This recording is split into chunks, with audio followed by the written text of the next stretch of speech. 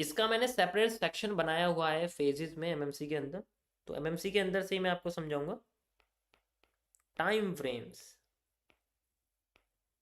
ठीक है, financial market के जंगल में मैंने टाइम फ्रेम्स को बहुत अच्छी तरीके से आपको एक्सप्लेन किया हुआ है, किस तरीके से काम करता है, कैसे देखता है सब कुछ। ठीक है, अच्छा मुझे आज आपको लिक्विडिटी भी रिवाइज करानी है, क्योंकि कल से मुझे कुछ एक टॉपिक है जो रिवाइज करना है, तो उसके लिए मुझे एक बार वो लिक्विडिटी रिवाइज करानी पड़ेगी। ये मैं छठी बार एक्सप्लेन करूँगा लाइव पे, बट कोई बात नहीं, मैं एक्सप्लेन कर दूंगा, और मार्केट में भी कुछ एग्जांपल दिखा दूंगा मैं आपको कैसे होता है।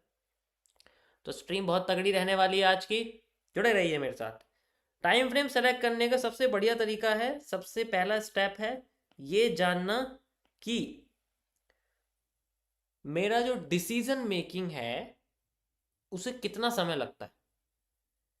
मेकिंग सेटअप ड्यूरेशन,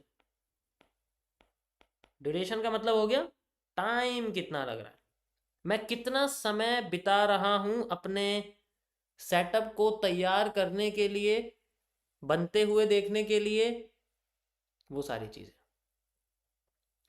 सेटअप का मतलब होता है आपके हर एक चीज से आप स्ट्रक्चरल एनालिसिस कर रहे हो, आपने कोई भी सीसीपी फाइंड आउट कर लिया, आप कैपिटल मैनेजमेंट सिस्टम पढ़ रहे हो, उसके बाद ट्रेड मैनेजमेंट सिस्टम कर रहे हो, तो इन सब के बाद आपके पास कितना समय बचता है कि आप उस करंट कैंडल के अंदर अपनी ट्रेड को एग्जांपल के लिए ट्रेडिंग के अंदर प्लेस कर सकते हो। अब आपको पता है इतना सब कुछ करने के लिए 1 मिनट का टाइम फ्रेम तो काफी नहीं है एक बिगिनर के लिए। 2 मिनट का काफी है? बिल्कुल भी नहीं है। 3 मिनट का काफी है? वो भी नहीं है। 5 मिनट का एक बार को हम सोच सकते हैं। तो 1 मिनट का उसके लिए जिसकी डिसीजन मेकिंग बहुत फास्ट है, सेटअप एकदम से समझ जाता है। मैं तो सेकंड्स के भी टाइम फ्रेम में कर दूंगा, लेकिन क्या आप कर पाएंगे? क्या आपके पास इतना टाइम है कि आप एकदम से अपने ट्रेड को प्लेस कर सकते हैं? मार्केट को देखते हैं, या जो हैमर लगा वहीं घुस गए? तो सबसे पहला स्टेप आपका ये आता है कि आपको खुद से दिखाना पड़ेगा कि आप टाइम कितना ले रहे हो। इसके लिए आपको मल्टीपल टाइम अपने सेटअप को करके देखना पड़ेगा। मेरी मानो तो 10 बार करके देखना, और आप देखना कि मुझे ये चीज करने में कितना टाइम लगा। अच्छे से पूरी की पूरी एनालिसिस करने में आप दुनिया की कोई सी भी स्ट्रेटेजी यूज करते हो, मैं नहीं कहता कि आप एमएमसी यूज करो, मैं नहीं कहता कि आप सिर्फ एसएमसी यूज करो, कुछ भी एनीथिंग एल्स, अपने साथ एक टाइमर रखो।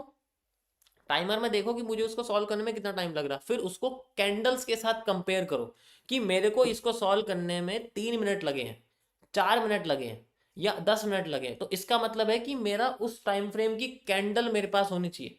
क्योंकि मुझे इतना टाइम लग रहा है, मुझे 10 मिनट लग रहा है, क्या मैं 5 मिनट की कैंडल यूज कर लूंगा? इतने में तो 2 कैंडल बन जाएंगी। पता लगा पहली कैंडल बनी, दूसरी कैंडल ने 1000 पॉइंट का मूव दे दिया, मैं तो रोता रहूंगा और बैठा हुआ, मेरे पे तो कुछ मूव ही नहीं आया।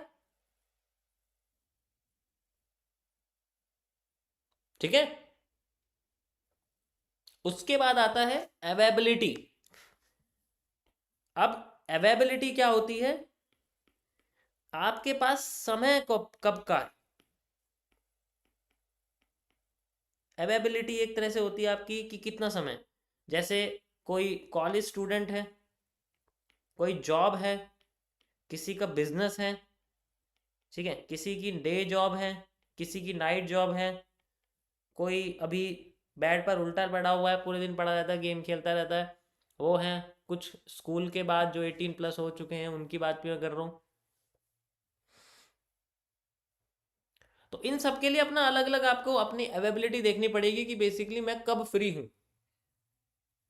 जो 24 घंटे फ्री है मैं उनकी बात नहीं कर रहा, जो फ्री है उस टाइम पे जिस टाइम वो अपने आप को दे सकते हैं, तब आपको अपना देखना है कि मेरे पास 2 घंटे हैं, तो मैं 2 घंटे के हिसाब से अपने आप को बांध लूंगा। अब उसमें मैं अपने मार्केट को सॉल्व करता हूँ। Just one setup, 1% and one asset, 365 days, result आपके सामने है। ओके, समझ में आया? तो ये है आपके इस टाइम फ्रेम को। अब ये टाइम फ्रेम आपका डिपेंड नहीं करता कि आप कौन सा एसेट ले रहे हो, गोल्ड, क्रिप्टो, निफ्टी, कुछ भी, उससे कोई फर्क नहीं पड़ता। फर्क पड़ता है कि आपकी जेब में कितना है कैपिटल। अब मुझे ये बताओ, अगर मेरे पास 10,000 रुपये हैं, काश होते, तो मैं इसके अंदर अगर 1% का स्टॉप लॉस ले रहा हूं, या मान लो मैं 5% का स्टॉप लॉस भी ले रहा हूं, तो 100 रुपये से 500 रुपये तक का मेरा स्टॉप लॉस है एक ट्रेड में। क्या मैं इसको 4 घंटे के टाइम फ्रेम पर गोल्ड में प्लेस कर सकता हूँ? स्टॉप लॉस को ट्रेड लगा सकता हूँ मैं इतने बैलेंस से 4 घंटे के टाइम फ्रेम में? क्या मुझे 1% से 5%, यानी कि देखा जाए तो 100 से 500 रुपये का जो है मेरा स्टॉप लॉस बैठ जाएगा आके? यस और नो?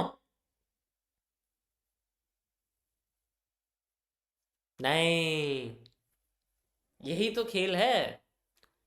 अब जो ये तीसरा स्टेप है, ये कैपिटल के ऊपर डिपेंड करता है। टाइम फ्रेम बढ़ता जाएगा कब? जब कैपिटल बढ़ती चली जाती है। बड़े बड़े प्लेयर्स कभी भी लोअर कैपिटल पे नहीं करते हैं, क्योंकि उनके पास कैपिटल बड़ी होती है, तो वो छोटे टाइम फ्रेम का यूज नहीं करते। They use only little large, 5 minutes, 15 minutes, 13 minutes. और ज़्यादातर देखा जाए, जिनके पास $1,000,000 होते हैं, जो हेज फंड्स होते हैं, उनके टाइम फ्रेम बड़े होते हैं। ज़्यादातर जितना मैंने अपनी आंखों से देखा है, 8 आवर्स का होता है, 18 आवर्स का होता है, अलग ही टाइम फ्रेम है। ठीक है, 1 डे का होता है, क्वार्टरली का होता है, 6 मंथ्स का होता है, ईयरली का होता है। इस तरीके से टाइम फ्रेम्स होते हैं बड़े बड़े, बिकॉज उनके पास कैपिटल बहुत बड़ी होती है, तो अलॉटमेंट करने में टाइम लगता है। एक रिटेलर्स की बात करें तो उसका भी टाइम फ्रेम 5 मिनट से लेके 2 आवर्स तक का होता है। तो बेसिकली ट्रेड लगाने के लिए वो आता छोटे टाइम फ्रेम पर ही है। लेकिन मेरा मानना ये नहीं है, आपका फोकस बदल जाएगा अगर हमने मल्टीपल टाइम फ्रेम्स को एनालिसिस में यूज करा।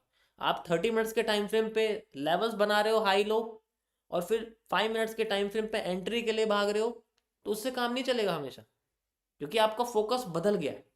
आप पिछले आधे घंटे से 5 मिनट्स की कैंडल को देख रहे थे, डब्ल्यू बन रहा था, एम बन रहा था, आपने एकदम से उसको 30 मिनट्स पे कर दिया हाई लो के चक्कर में। माइंड कंफ्यूज हो जाएगा, अभी तो मैं कुछ कैंडल देख रहा था, अभी क्या हो गया? और जैसे दोबारा स्विच करोगे, सब बदल जाएगा, कुछ नहीं बचेगा, माइंड कंफ्यूज हो जाएगा। अब उसे लगेगा कि शायद 30 मिनट्स पे कुछ चल रहा है, कुछ तो चल रहा है, कि वहां पर कुछ ऐसा चल रहा है कि मैं मिस कर रहा हूं, मुझे फियर लग रहा है, फियर ऑफ मिसिंग आउट लग रहा है। तो मल्टीपल टाइम से आपको फियर कराने की कोशिश करेंगे बेसिकली। सिंगल टाइम फ्रेम, वो टाइम फ्रेम जिसपे मैं ट्रेड भी कर सकूं एज ए ट्रेडर, मैं एनालिसिस भी कर सकूं एज ए एनालिस्ट, वो आपको किसी भी टाइम फ्रेम पे बिठा के आराम आराम से कुछ भी करा सकता है। तो ये थर्ड स्टेप है आपके टाइम फ्रेम को चूज करने का, दैट इज कैपिटल। 10,000 रुपीज के लिए जो कैपिटल यूज होती, जो टाइम फ्रेम यूज होता है, वो 1 मिनट से लेके 15 मिनट्स तक होता है। अब 15 मिनट्स का टाइम फ्रेम यूज होगा उनके लिए जिनमें वॉलेटिलिटी कम होती है, जैसे यूरो यूएसडी फॉरेक्स की अगर मैं बात करूं, जैसे आपका यूएसडी जेपीवाई, जैसे आपका एथेरियम।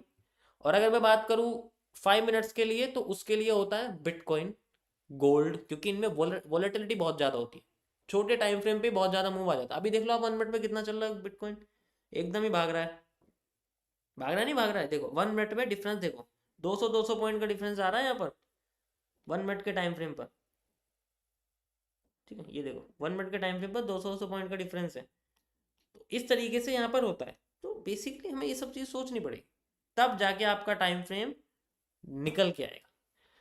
और जब आपको प्रैक्टिस हो जाएगी ना, बैलेंस बैलेंस दे दे दे दे दे करके इंक्रीज करेगा,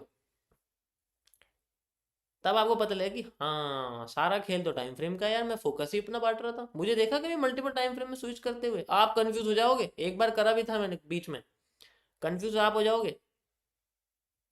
मैं नहीं होने वाला, लेकिन अगर आप खुद के साथ करोगे तो कंफ्यूजन होगी।